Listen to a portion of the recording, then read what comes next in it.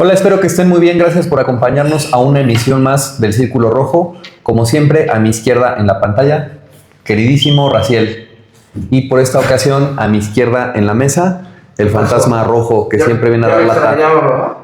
Más o menos. ¿Lo extrañaban por allá? Esta gente necesita que se levante el rating. ¿Quién lo invitó? Okay. Yo creo que hay que censurar de repente al fantasma rojo, ahora que la censura pareciera que vuelve a estar de moda. Debes estar censurado. Yo creo que sí te lo merecerías un poco. Eres igual que Verástegui, igual de extremo. Sí. No tan guapo. No, más guapo que Verástegui. Okay. Y eso que no Tu discurso disruptivo no nos gusta. Bueno. Empecemos con eso. ¿Cómo ven el asunto de la Raciel? ¿Cómo ves esta cuestión? ¿De qué estamos hablando? Lo que recién ocurrió, que parece que no tiene tanta importancia, y en cierta medida no, porque este personaje es un personaje que no hay que darle mucho foco.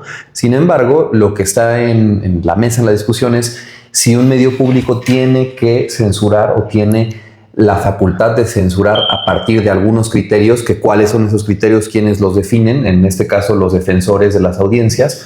¿Tú cómo ves en el panorama amplio? ¿Te pareció una decisión adecuada? Tú no digas, por favor, ahorita te damos, porque vas a dar lata. Te lo resumo en una sola frase.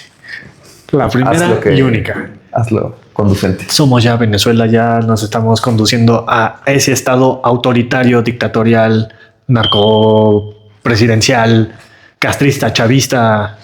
Sí, lo que dijimos el episodio pasado. Completamente. Mira, creo que es un tema que si bien puede pasar desapercibido, ¿por qué? Porque muchas de las personas que ahora ya consumen este tipo de contenido dentro de la televisión pública, recordemos que hace no más de 8 años, justamente Canal 22, Canal 11 y ahora Canal 14, que creo que nadie lo ve.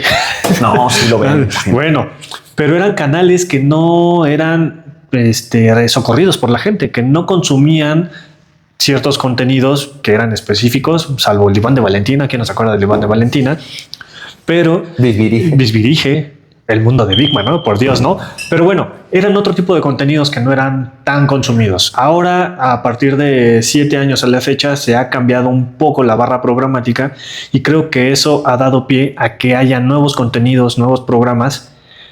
Pero si nos basamos específicamente en lo que es el derecho de réplica o lo que no, el derecho de las audiencias, que es precisamente, creo que podemos hacer un corte y estar en el límite justamente de qué sí y qué no y por qué no. Vale la pena anotar que esa figura de derecho de las audiencias es un asunto que se introdujo desde la reforma a telecomunicaciones de 2014, para que no vayan a decir que entonces fue este gobierno y este régimen autoritario y de Venezuela del Norte. Venezuela del Norte. No es así. La venezuelización. Y valdría la pena atender a qué nos estamos refiriendo con derecho a las audiencias. Fantasma, te veo inquieto, te veo ansioso. Voy a ir hacia allá. Por favor. Yo creo que hay que entrarle a esto con toda la firmeza posible. Porque creo que uno de los errores, y primero quisiera contextualizar, porque si no asumimos desde la mesa que toda la gente sabe quién es Sabina Berman, sabe que hay un programa en Canal 14 y en Canal 11 que se llama Largo Aliento, que tiene un esquema semanal de entrevistas con distintos personajes, y hay un antecedente previo que hubo un modelo de propuesta televisiva en el que los dos conductores principales eran John Ackerman y Sabina Berman. Y ellos tenían, digamos que, un tipo de contenido que por lo regular invitaba a personajes cercanos al movimiento de regeneración nacional o de pensamiento de izquierda.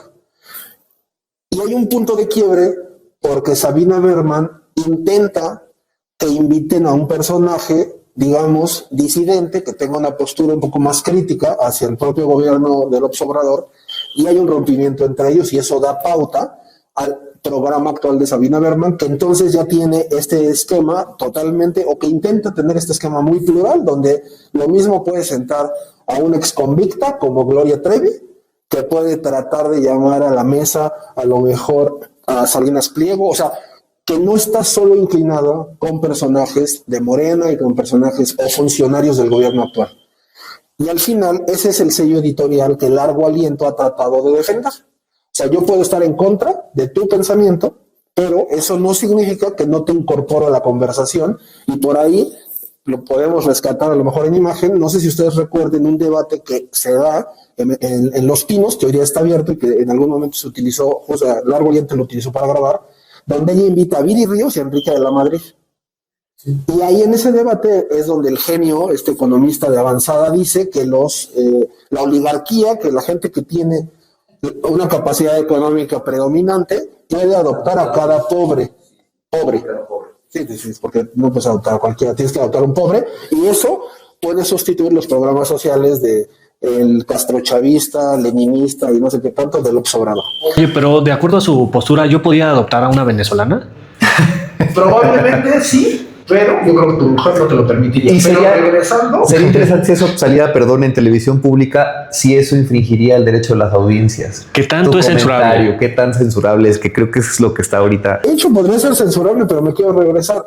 Esta señora, que es una conductora, dijo: voy a invitar a Eduardo Verástegui, que es un actor, un exactor, un conductor, incluso de algunos programas de entretenimiento, egresado del CEA, de Televisa, que viene de ser, pues, digamos que, pasajero continuo del avión presidencial con Peña Nieto. De hecho, hay varias fotos donde él sale con una copita muy a gusto ahí en el avión. Nunca ha aclarado esa parte. Por cierto, esa parte tendría que aclararse. ¿Qué tipo de relación? Pues deja tu equipo, porque cada que había un viaje se asignaban impuestos para los traslados, las comidas y todo lo que implicaba a partir de la tripulación y de los pasajeros invitados. Verástegui se ha posicionado desde el año pasado como un intento patético de candidato de oposición, y entonces se ha tratado de colocar con un pensamiento de ultraderecha. Él no tiene ningún tipo de formación política, no es nadie representativo. De hecho, hizo el ridículo con sus intentos de asambleas para que el INE les reconociera como la posible candidatura independiente, pero está ahí, tras bambalinas, tú bien lo dijiste al inicio, pero al final existe.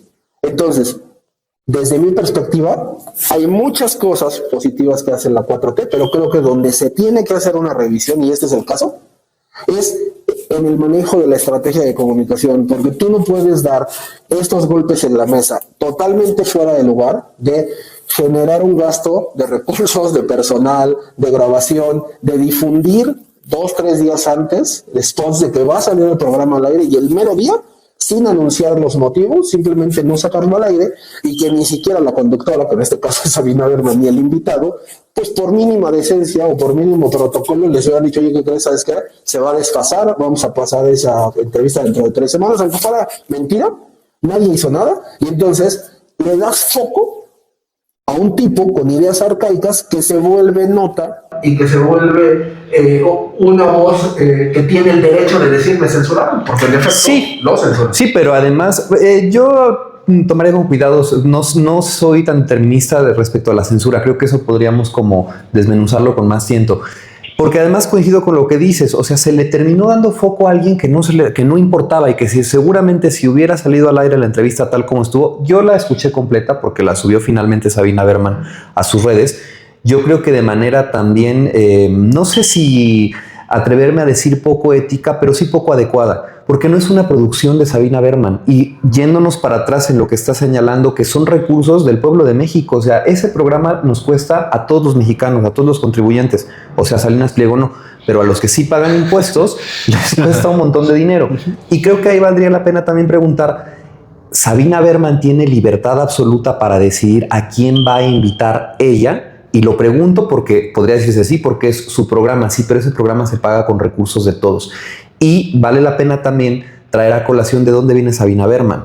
No estoy diciendo que esa sea una marca absoluta y que entonces tenemos que tacharla, ¿no? Creo que es una periodista que tiene un trabajo interesante.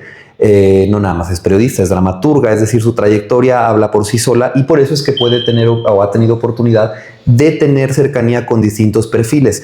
Sin embargo, qué bueno que mencionaste también ese antecedente que hubo ahí cuando estuvo con John Ackerman, esa desavenencia ahí donde ella quiso imponer, y además en un papel que a mí me disgustó mucho en ese momento, decía, porque entraron al aire ya con una disputa y entonces dijo ella, bienvenidos a Johnny Sabina. Sabina y yo, no señora, es Johnny Sabina porque la idea era de él, ella fue invitada y convidada. Entonces creo que allí desde mi perspectiva y viendo algunas cuestiones ahí sí se ve una cierta, pues digamos, como cierto abuso de parte de esta mujer para posicionarse ella, o sea, es su proyecto y entonces también parece aquí que trae este tipo de personajes pensando en, claro, esto va a levantar el rating, que esa es otra discusión.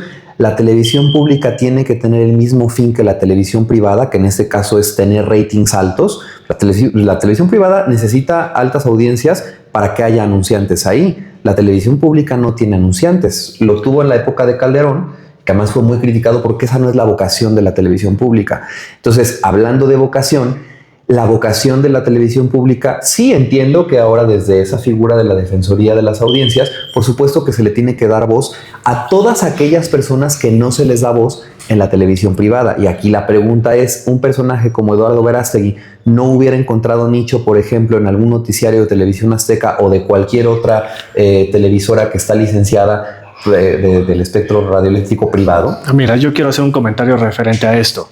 Lo primero es que esta parte, recordemos, Sabina entrevistó y estuvo en su programa a Felipe Calderón.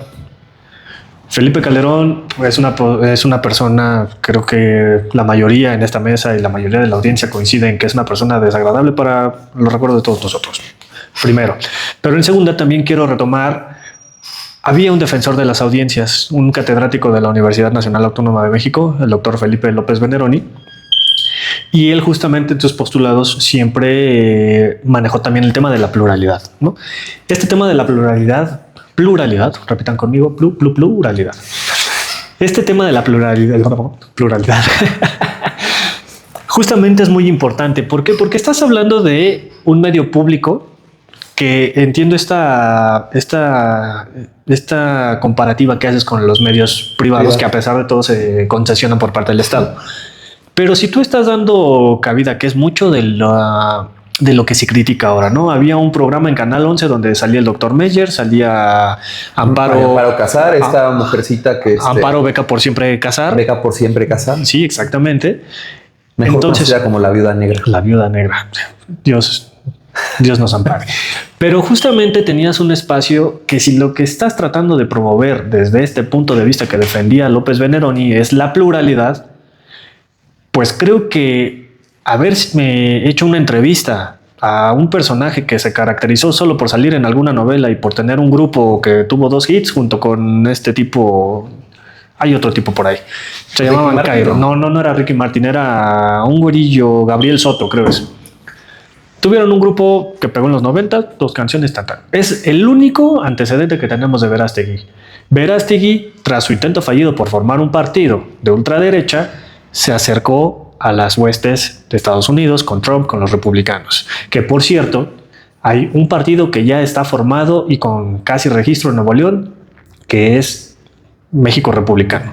Que precisamente solo en Nuevo León se pueden sentar ese tipo de casos donde ya existe un partido con registro cercano al pensamiento trumpista. Punto número aparte.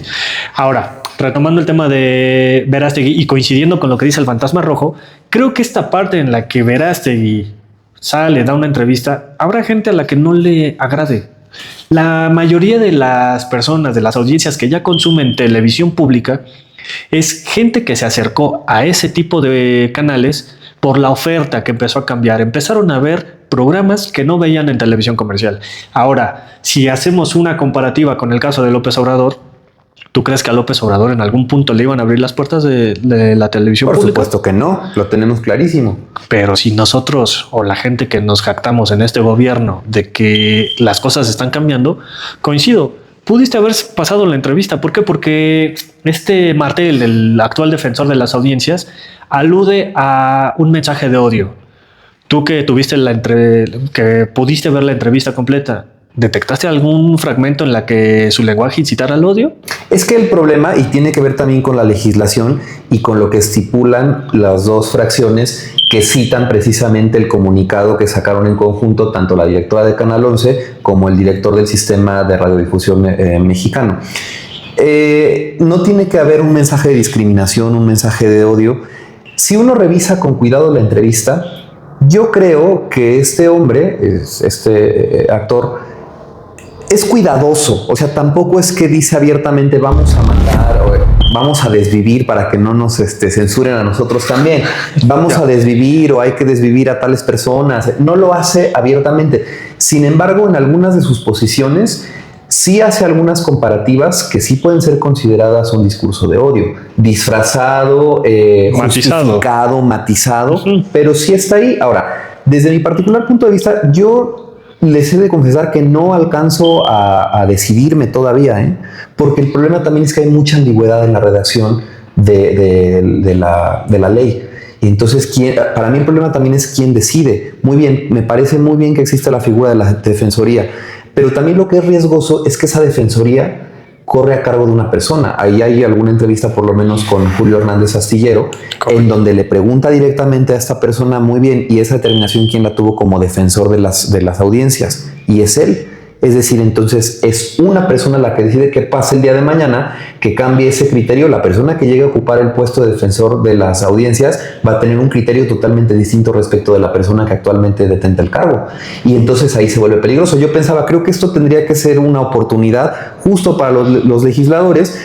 ¿Por qué no tener una defensoría de audiencias que sea un órgano colegiado y que hubiera en número impar 5, 7, 9 personas y no sea una persona? Es lo que me inquieta y que además creo que la gente que nos decimos de izquierda no podemos flaquear en ciertos principios.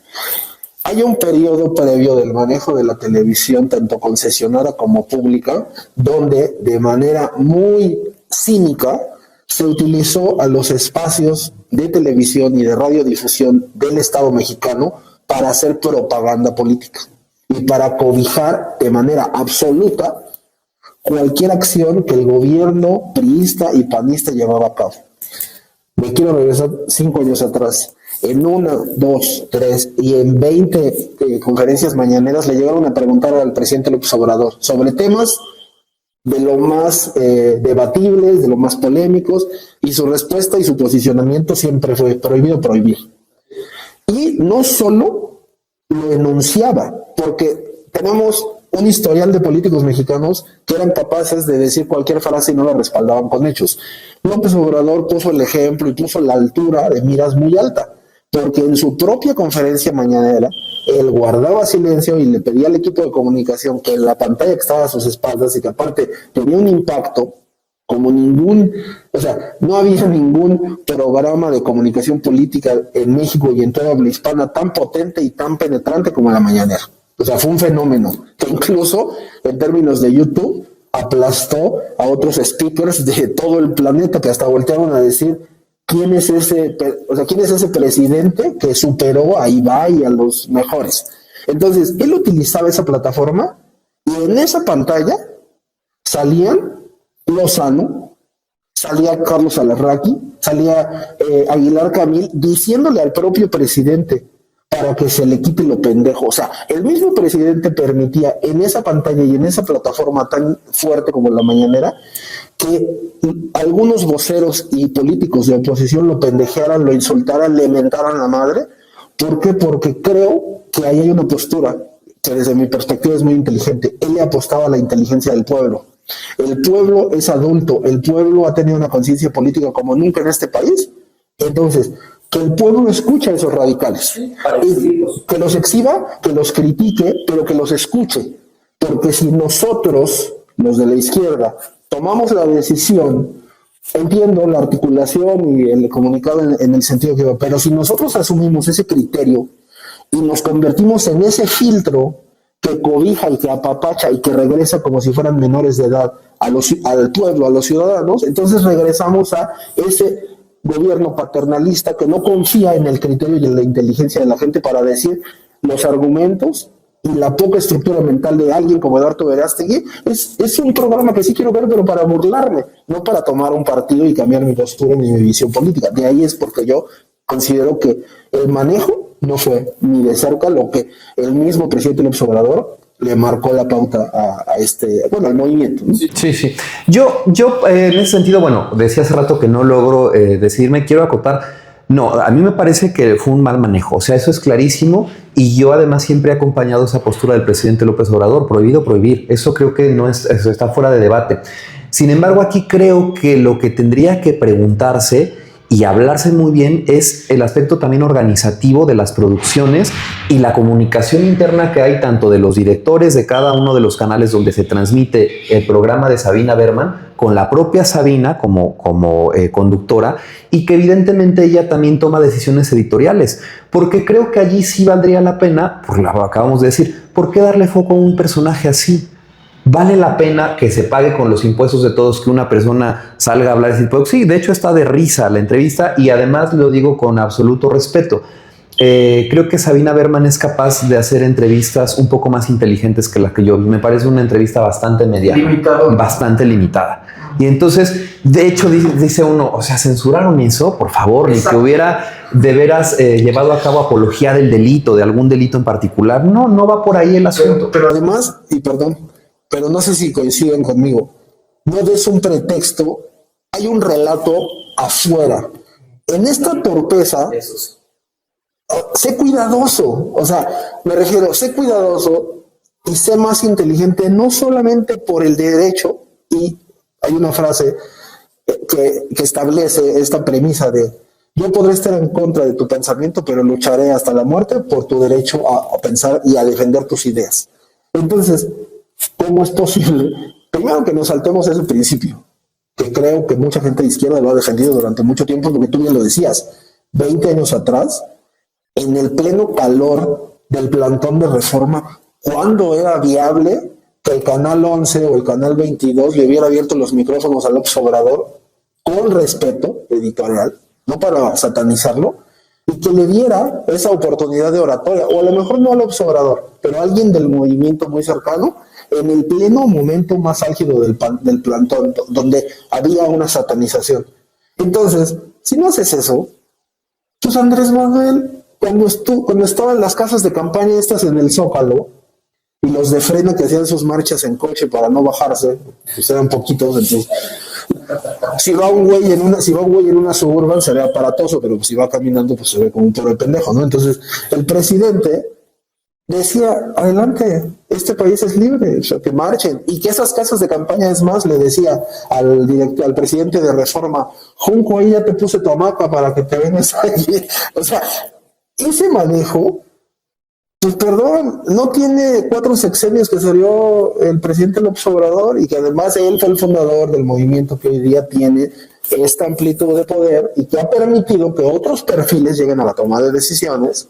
Entonces, dejemos que Verástegui se exhiba como, y no, o sea, aquí no me refiero a la defensa de Verástegui, pero entonces haces esto y tienes enfrente gente con todos los elementos para decir: ahí está.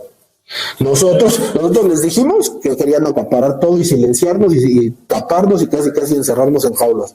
Ya empezaron con Verástegui. Sí, bueno, él mismo fue, no sé si ibas a... Sí, recordemos... Pero él se fue a quejar con Elon Musk, le fue a decir: mira lo que está pasando en la red social de Elon Musk, y Elon Musk contestó algo como: ay, muy grave. Sí, o sea, la falta de pendejadas que salen a decir. Ahora podemos dar otro ejemplo, que es lo que acaba de hacer el tío Richillón.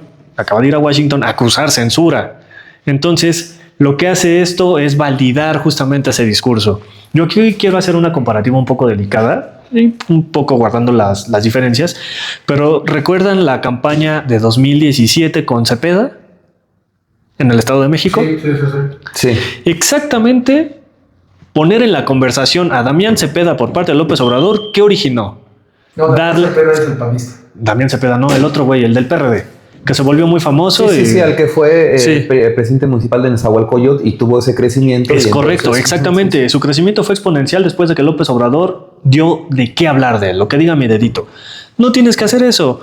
Coincido con la mesa. Si tú sales, transmites esa entrevista, pues va a ser una de las más, desde una entrevista más de Sabina Berman, que si la cuestión editorial, que si quién tiene el derecho. Recordemos que ya han estado personajes de la calaña de Calderón, o sea, puede ser por ¿Y rating. Sandra Cuevas? Sandra Cuevas, pues a final de cuentas va a ser lo mismo, pero hay una cuestión aquí. no estás dando el mensaje equivocado, que es lo que comenta el fantasma. No estás dando ese mensaje de aquí se censura, aquí no se permite. ¿A partir de qué? Hay dos posiciones del mismo cargo del defensor de las audiencias. Uno habla de pluralidad y el otro, perdón,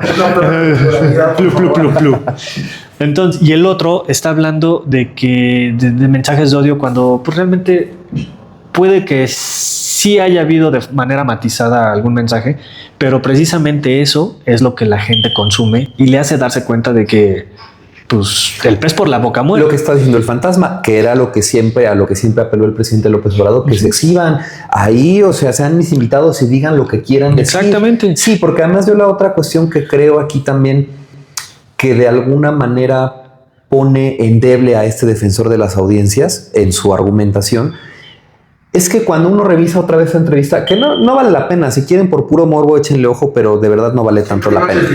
Siempre hay noches de insomnio y uno la resuelve de distintas maneras, ¿verdad? Y además una jauría de gente allá afuera ávida de hacer memes. Sí, también, eso también es cierto, pero bueno, cuando Verástegui señala estas cuestiones, señala siempre desde la superioridad única, él tiene la razón absoluta. Y entonces cuando viene alguien a decir es que no es así porque está haciendo eso, de alguna manera se asemeja a esa misma postura. Correcto. Y eso es lo que es peligroso en ese sentido. Ahora, yo nada más quisiera acotar con eso y si quieren vamos más o menos cerrando con conclusiones de ambos. Creo que también habría que revisar con cuidado el término censura.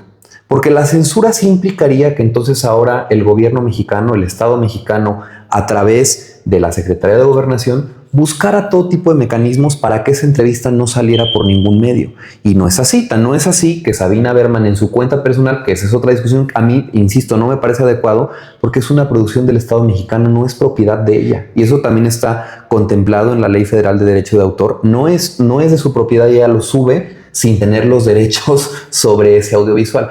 Pero bueno, no hay una censura, pues el Estado mexicano si lo subió ella, ahí está puesto, ¿no?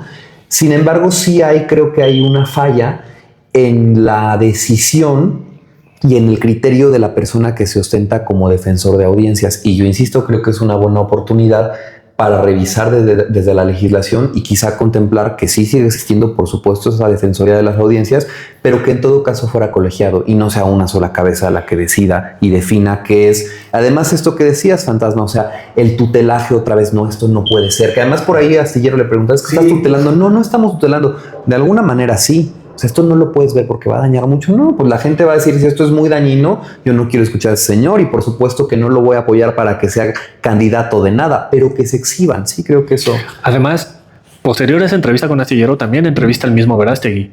Y la forma en la que confronta Astillero a Verástegui desnuda por completo al personaje. Entonces, debes de tener justamente esa capacidad también para preguntar esas cosas que te den la carnita, el por qué, ¿no? Ahora, te refieres a Lenin Moreno, debería de llamarse Stalin Moreno, ¿no crees? Digo, partamos de ese punto. Sin comentarios. Fantasma, conclusiones. Pues yo solamente me gustaría como recalcar este papel que sí tenemos que cuidar. Y cuando digo tenemos, porque nosotros somos entes externos a la toma de decisiones. Pero nosotros somos parte de muchos ciudadanos que tenemos un pensamiento de izquierda y que a lo mejor venimos de identificar a lo largo de muchas décadas justamente cómo se acaparó el aparato televisivo, o sea, el aparato, como me refiero, el espectro radioeléctrico, cómo sí se cuidó y se tuvo un engranaje casi perfecto para tratar de imponer el pensamiento único. O sea, eso no se nos debe de olvidar. ¿Por qué? Porque si no es muy fácil caer en la soberbia. Y además, y acá el compañero Raciel lo dijo en otros episodios, camarada Raciel, él dijo en otros episodios que está haciendo una maestría o ha tenido estudios relacionados con el término posverdad. Solamente me gustaría, porque vale la pena, que pudieras aportar eso. En esta época de posverdad y en estos mismos tiempos, se vende muy fácil. Y de hecho, el mismo Julio Astillero, cuando tú dices censuraron a Eduardo Verástegui, porque la gente no va a ir a revisar, ni la entrevista, no va a ir a revisar esta retroalimentación crítica, dura, firme de algunos periodistas ajenos al gobierno, como el propio Julio Hernández, donde confronten al personaje. Se van a quedar estrictamente con ese mensaje Y si hacen la búsqueda estrictamente por morbo de si la entrevista fue o no publicada, van a encontrar que ni el 11 ni el 14 la subieron, y entonces le van a dar la razón a quien esté gritando y vociferando censura. Y tenemos un ejemplo ahorita, en paralelo. Cuando estamos en esta época de posverdad, donde ni siquiera a veces se comprueban los dichos, que ya no ha salido la iniciativa de reforma electoral de la presidencia, y ya todos los medios están etiquetándola, y muchos columnistas, y obviamente los políticos de oposición en México, del PRI, del PAN y de otros partidos, que están diciendo la ley Maduro, la ley Maduro. ¿Por qué le etiquetaron la ley Maduro? Claro, porque es muy reciente lo que acaba de ocurrir, justo de Trump ejecutando una acción de ataque contra el pueblo venezolano, secuestrando a este personaje, y justo a Eduardo Verástegui, que es un trumpista, que incluso trabajó en el gobierno previo de Donald Trump, a él precisamente le haces esto. O sea, hay que tener una capacidad de análisis mucho más profunda que solamente la inmediatez, porque si no, le agregas una gotita a ese ¿cómo se dice?, bombardeo permanente de notas y de posverdad que existe tanto en los medios digitales como en los medios tradicionales. Yo creo que solo no perder de vista en dónde estamos, ¿no?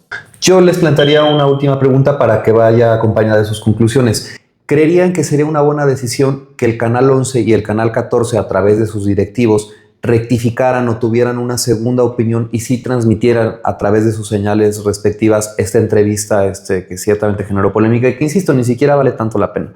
¿Valdría la pena ver una respuesta así de parte de estas dos señales? Yo me iría con el ejemplo López Obrador.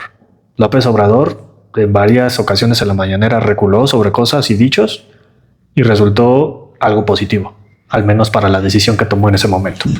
Ahora, para la conclusión, partiendo de este punto, yo recuerdo justamente las mesas con Aristegui, que era parte de ese plus que tenía cuando era una periodista seria, que le daba apertura y le daba cabida a las tres posturas, a la postura del PRD en su momento, cuando Monreal no se descaraba, le daba postura al PRI con Enrique Jackson, en paz descanse, y le daba postura al PAN, que no recuerdo en este caso quién era.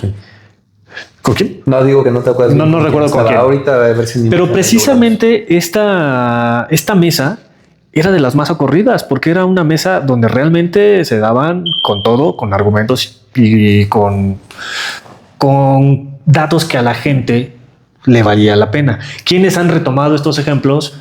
Azucena Oresti, perdón. El mismo Tercer Grado, que creo que este tipo de ejercicios llevados a la televisión pública darían ese mensaje de que hay apertura, hay pluralidad y que serían también muy buenos para el rating. ¿Por qué? Porque hay una parte ahorita donde ya la gente asocia que la televisión pública, que hay muchos que la empezamos a consumir a partir de este cambio de programación, pero que solo es cargada hacia el oficialismo. Entonces, creo que sería un ejercicio saludable y sería la única mesa que acaba de terminar fue precisamente con Becas Casar, con Lorenzo Meyer y creo que era Leonardo Curcio. Sí, con Leonardo Curcio, que estuvieron toda la vida también ahí. Que me parece que no era mal programa, pero yo creo que debería de haber ese cambio, incluso hasta relevo generacional, precisamente con ejercicios que hace Milenio, el mismo Radio Fórmula, Televisa con Viri Ríos ahora. Entonces, eso sería muy saludable para esta barra programática. O sea, tú estás planteando que aquí en Círculo Rojo tendríamos que invitar también aquí a Lili Telles, por ejemplo. No, porque no nos va a dejar hablar, pero sí podemos invitar a un Damián Cepeda, que es una persona muy ecuánime, y podríamos preguntarle por qué piensas lo que piensas, ¿no? O sea, porque él sí es muy centrado y es muy aterrizado en sus planteamientos, a pesar de que no los compartamos. Damián Cepeda, estás invitado al programa. Sí, fantasma. Sería muy interesante traer aquí a Lili Telles, porque entonces, sí, es que sí, o sea, si lo analizan, o sea, sería la verdad bastante enriquecedor. Yo no me salgo del tema, pero recuerdo hace un año o fines del 23, previo a las elecciones presidenciales, hubo un medio en Sonora en la entrevista, en un esquema de entrevista de semblanza. Y entonces, de una manera muy tersa, muy educada, le preguntan, senadora Lili Telles, porque ella entró como senadora primero por Morena PT Verde, y dicen, ¿cómo va su trabajo legislativo? Si hay un punto en la conversación donde le dicen, ok, ya hemos platicado de muchas cosas, después de 4 años y medio, ¿cuál es el balance que usted hace de su trabajo legislativo? Y también porque todos los diputados y senadores tienen módulos de atención ciudadana en sus localidades. En ese mismo bloque le dice, casi no se le ha visto en Sonora. O sea, usted es una de las 2 senadoras por el estado y tiene como 3 años que no la vemos. Ese personaje obviamente se pone totalmente fuera de sí y le dice, ¿qué más quieres? O sea, ¿qué mejores resultados para los sonorenses? Que yo estoy enfilándome al primer lugar. Y le dice, ¿a qué se refiere? Pues que puedo ser candidata a la presidencia. Esos son mis resultados. Ese tipo de fragmentos, ¿te parece que no? Cuando acercas a esos querubines de la creación que intentan ser políticos, pues sinceramente es tierno, o sea, es cosita, ¿no? O sea, realmente, y no lo digo minimizando su intelecto, pero es como, permita, o sea, y si no hay forma de hablar con ellos, eso también comunica. Entonces, aquí tiene las puertas abiertas, este no es un lugar fifi, pero bueno, yo creo que se puede sentir pues, cómoda, arropada. O sea, yo creo que aquí, y no solamente ella, o sea, cualquier panista o cualquier panista de closet que todavía no se identifica como panista. También Sandra Cuevas, que pasó por el PRD, por Ciudadanos apartidistas. Y otro es las carpetas de investigación. Entonces, regresemos a lo que estábamos platicando. Ella tiene una enciclopedia. Todo, ¿no? Y sus exparejas ahí sí me preocupa. Entonces, Bueno, pero regresando a tu pregunta, yo sí optaría por eso. Creo que se vale corregir la plana, creo que se vale asumir que no todas las decisiones que se toman son las idóneas y que se puede tener justamente un replanteamiento y decir, valoramos el efecto que tuvo esta decisión y podemos volver a sacar la entrevista al aire, incluso dando una pequeña cápsula de derecho de réplica para que él exprese cuál fue su pensamiento a lo mejor de este episodio y adelante, que la gente sea la que al final va a tener la mejor decisión, escuchando una postura alterna a lo que a lo mejor habitualmente hoy se tiene en esa barra programática. Yo por ahí miré. Exactamente, creo que si Stalin Martel evoca ciertos principios, Lenin, perdón, pues creo que también se tendría que abocar al derecho de réplica, que no creo que Verástegui haya recurrido a él, pero pues justamente también la Constitución te establece el derecho de réplica, que tendrías que haber dado. Pues ahí lo dejamos sobre la mesa. Ojalá que el estimado Genaro Villamil y Renata Turrent puedan reconsiderar si es que hace falta, y quizá una buena posibilidad sería eso, finalmente transmitir en otro momento y que sea la audiencia misma quien decida qué ver y qué no. Esperamos, por cierto, audiencia, que nos sigan consumiendo, que nos sigan acompañando, encerrarse cada semana con nosotros. Gracias, Raciel, gracias, Fantasma. Gracias. Un saludo. Dedito arriba. Nos vemos en la próxima. Síganos, denos follow, llévenos. Síganos, por favor. Ustedes. Hasta la próxima.